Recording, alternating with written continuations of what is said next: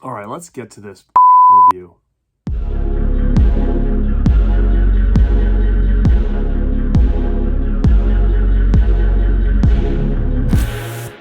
What's up, everybody? Garrett back here, and I just got done watching Christmas Bloody Christmas on Shudder. This is a new Christmas horror movie directed by Joe Begos that is currently on Shudder, but also with a limited theater release. Now, when it comes to Joe Begos, the only thing I've seen that he's done is VFW, which I really liked. I actually enjoyed that movie a lot. I know he did a movie called Bliss that gets a lot of praise, but I have not seen that one. So when it comes to comparing it to his other movies, I really don't have much to compare it to. But when it comes to Christmas horror movies, I am a huge fan, so I knew I needed to check this out. Going into this movie, I did check out the trailer, and I heard a couple good things about it, talking about how it was going to be all practical effects, which is something that I'm really intrigued by. But when I got done watching this movie, the first thing I can think about is, if you're a fan of Terminator, Killer Santa Clauses, and low-budget Rob Zombie movies, this might be one for you to check out. So when it comes to my thoughts on this thing, I'm kind of stuck in the middle. There was some aspects about this I liked, some aspects about this I didn't like. So what I'm going to give you right now is just kind of some pros and cons about what I did and didn't enjoy about this movie. Now, without getting too far into it, I just want to say I like the aesthetics of this. I think that Joe Begos did a great job with the aesthetics. A lot of neons. It was gritty. What else was really good about this movie was the score. I actually liked the score quite a bit. So this movie takes place on Christmas Eve. I think it has a real cool wintry feel. Walking the streets, it's snowing, it's kind of wet. I love the aesthetics of the neons that they use here. And it revolves around our main character, which her name is Tori.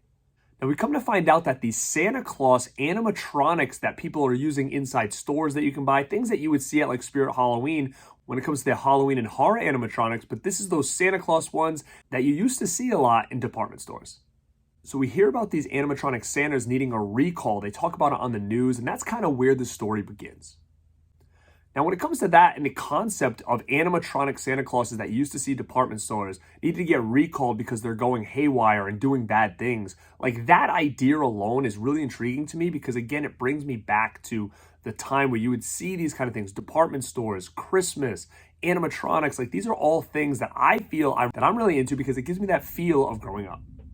But there is a lot of this movie I do not like. Like, I think the dialogue here is awful. It gets completely out of hand. The main character's throwing F-bombs left and right. The cops are throwing F-bombs left and right. I swear, I think this movie had more F-bombs in it than things like The Departed, Summer of Sam. Like, it was out of control. It was almost like even hard to listen to. It got really, really annoying. It didn't really make a lot of sense that they'd be using this many F-bombs in every single scene of dialogue in this movie.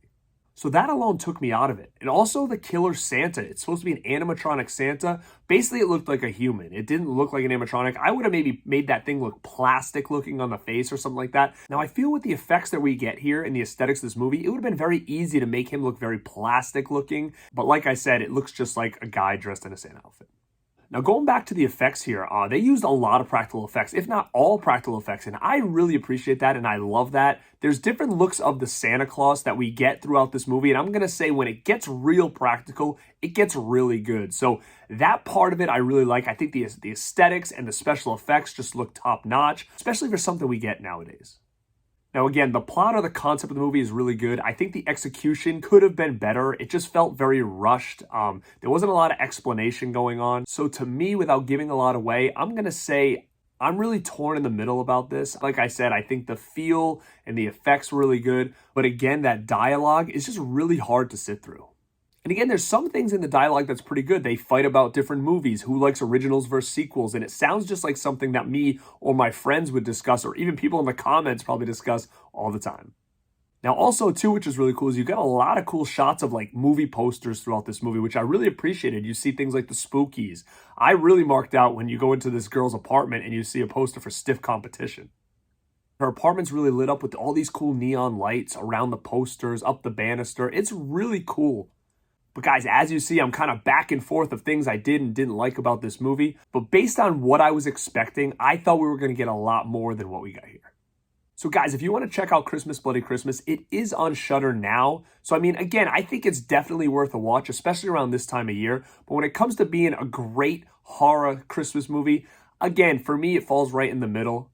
So guys, if you want more videos like this, please give this a thumbs up. Let me know down below, what did you think of this movie? Were you expecting more? Did you enjoy it? Did you not? What did you like about it and what didn't you like about it? And if you like this kind of stuff, definitely subscribe if you're not. Give this a thumbs up. And I appreciate all your support. And this is Garrett at Born2beRad. And like always, stay